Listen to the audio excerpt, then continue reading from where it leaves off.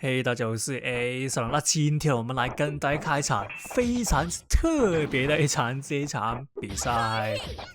那其實為什麼每次都說這是特別？那其實是我想不到有其他開場白，但是這次那個比賽是真的很特別。那其實為什麼？那因為這次那個對手是跟我一樣，是用這個超時空戰士跟部分的打法都跟我差不多的一個玩家。對，那因為眾所周知超时空戰士在現在這個版本，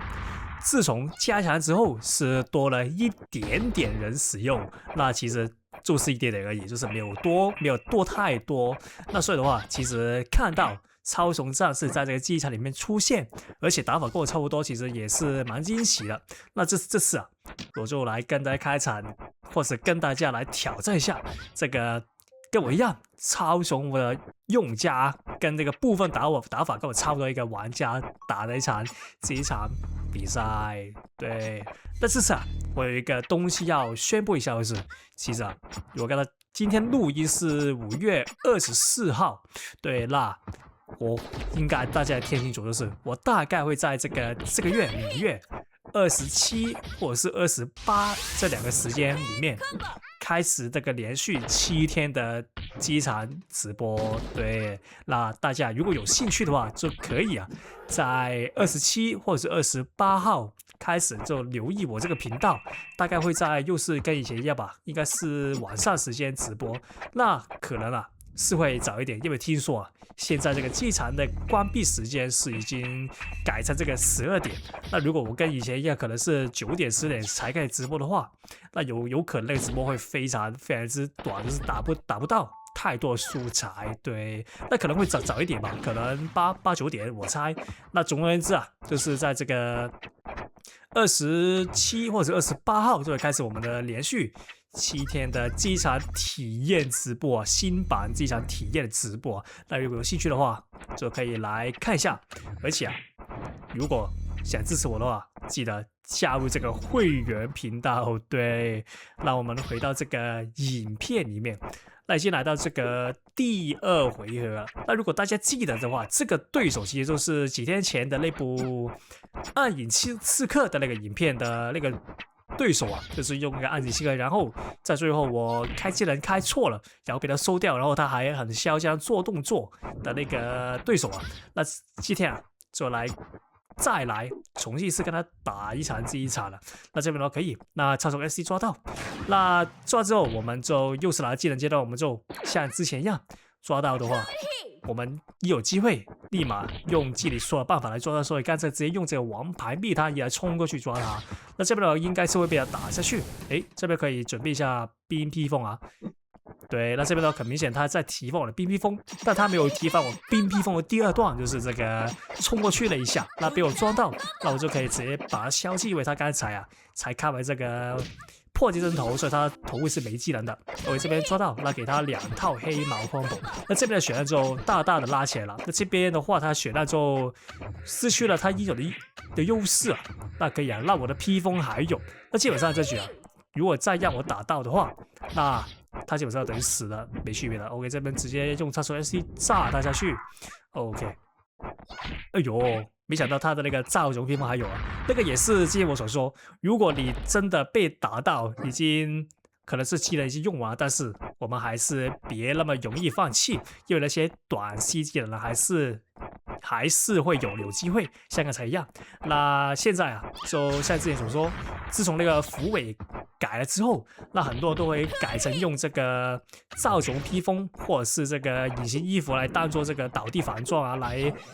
那個取代這個符尾的那個效果。那其實就是把一些可以在倒地使用的裝備的成本增加而已。现在這個改動，那對我來說是不錯的改動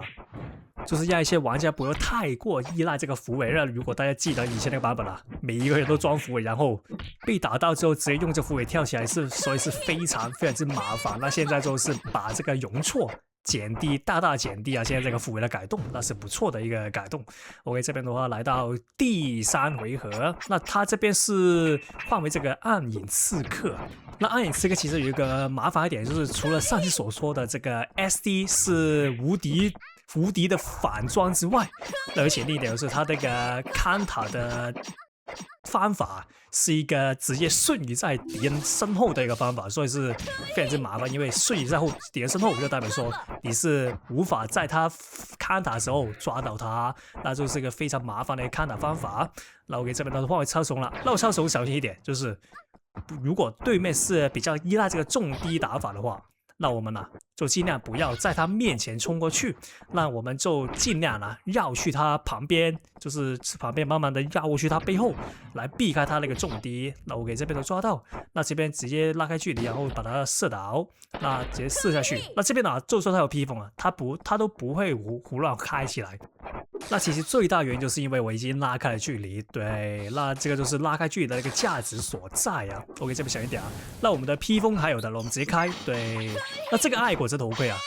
其實它開啟跟出發其實中間有一個大概半秒的時間嘛。如果你在那個半秒的時間內使用一些反裝或者是一些裝備的話，你是不會被它這個跪地效果影響，就是像我剛才一樣，可以直接用在披風來打它。我這邊的話，血量優勢就大大拉起來了。那不錯，我們頭盔還有，那我們就看準一點，它會不會做一些比較致命性的技能？如果沒有的話，我們直接衝過去，然後用我們的王蟲頭盔專收這個殘血的裝備啊。我這邊的話，如果你發現你的王虫頭盔全部打中的話，那你是會得到一個把人麻痹的效果。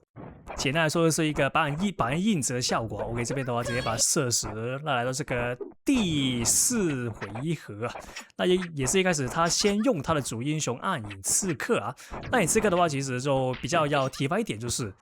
剛才所說，他的看塔方法是會瞬移在你後面的看塔，那個非常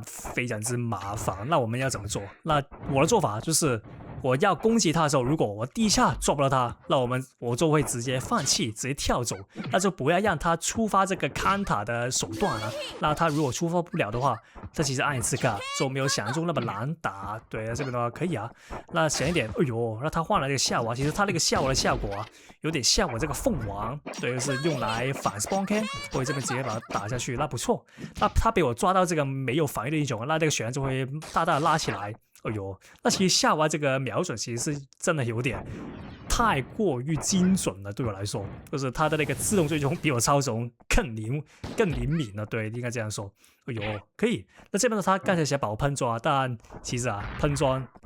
現在這個版本其實我覺得算是一個比較平衡的裝備，因為它現在這個 CD 其實已經改了非常之多，就是它一個 CD 是非常之慢的，那它基本上就不能做到這個無腦噴裝的一個效果。OK， 這邊的話可以啊。那我們開啟我們的超蟲對決環節。那現在的話就是誰抓到誰誰就有這個輸出的空間了。OK， 這邊呢可以，那他失手了。那這邊應該會被他打下去，我猜。沒有，他應該又是換球英雄。那我們就看能不能把他抓住。那其實你看到這裡的話，超時空的那個 Air Dash 是沒有想象中那麼容易的抓人的，尤其是在這個印尼服裡面。那印尼服它那個網絡問題的關係其實 Air Dash 抓人是跟那個網絡有非常之相關的那個聯繫的。那如果你的網絡好，基本上你是抓誰都可以抓到。那例如說，如果我在印尼玩這個遊戲的話，基本上我超蟲抓那個能力會非常之厲害，因為我可以跟大家說，我玩過一些是我本地的一些伺服器那個抓人手感真的非常之好，基本上就見誰抓誰。那所以的話，在印尼服我手上的超蟲其實已經經過了一個網絡的 nerf， 就是網絡的削弱。說的話，如果你有說什麼你的超虫真的很麻煩之類的東西的話，那你非常之好運，因為你沒有看過我超蟲的全盛時期。對。